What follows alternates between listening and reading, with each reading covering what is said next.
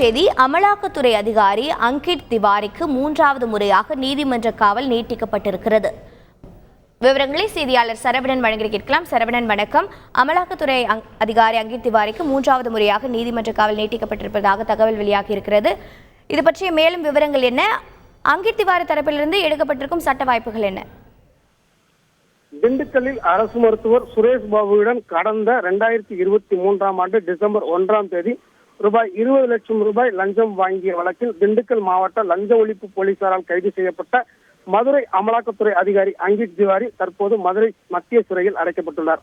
அங்கிட் திவாரிக்கு இன்றோடு நீதிமன்ற காவல் முடிவடையும் நிலையில் திண்டுக்கல் தலைமை குற்றவியல் நீதித்துறை நடுவர் மோகனா அமலாக்கத்துறை அதிகாரிக்கு வீடியோ கான்பரன்ஸ் மூலம் காவலை மேலும் 15 நாட்கள், அதாவது 3வது முறையாக மேலும் 15 நாட்கள் காவலை நீடித்து உத்தரவிட்டுள்ளார். அதன்படி வரும் 24ஆம் தேதி வரை அவரை நீதிமன்ற காவல் வழங்கப்பட்டுள்ளது.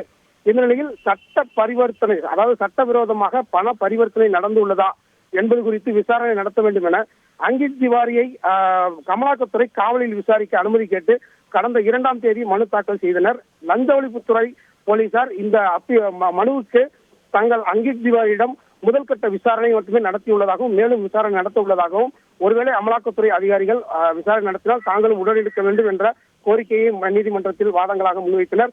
இருதரப்பு வாதங்கள் நடைபெற்ற நிலையில் ஏற்கனவே 3 முறை இந்த மனு மீதான உத்தரவு தள்ளி வைக்கப்பட்டுள்ளது. இந்த நிலையில் அமலாக்கத்துறை அதிகாரியை விசாரணைக்கு அனுமதிப்பதா வேண்டாமா என்பது குறித்து நாளை, அதாவது 12ஆம் தேதி நாளை முடிவு அறிவிக்கப்படும் என நீதிபதி மோகனா நேற்று கூறினார்.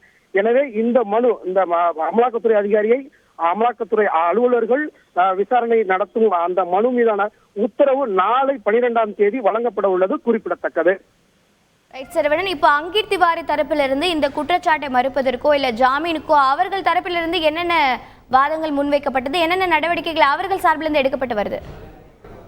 அங்கிட் திவாரி தரப்பில் அவரது வழக்கறிஞர் ஏற்கனவே திண்டுக்கல் தலைமை குற்றவியல் நீதித்துறை நடுவர் மன்றத்தில் தனக்கு ஜாமீன் வழங்க வேண்டும் என கோரி மனு தாக்கல் செய்திருந்தார். இந்த மனு தள்ளுபடி செய்யப்பட்டது. இதைத் தொடர்ந்து அங்கிட் திவாரி தரப்பில் மதுரை உயர்நீதிமன்ற கிளையில் மனு தாக்கல் செய்யப்பட்டது ஜாமீன் கேட்டு. அந்த மனுவும் தற்போது தள்ளுபடி செய்யப்பட்டிருக்கிறது.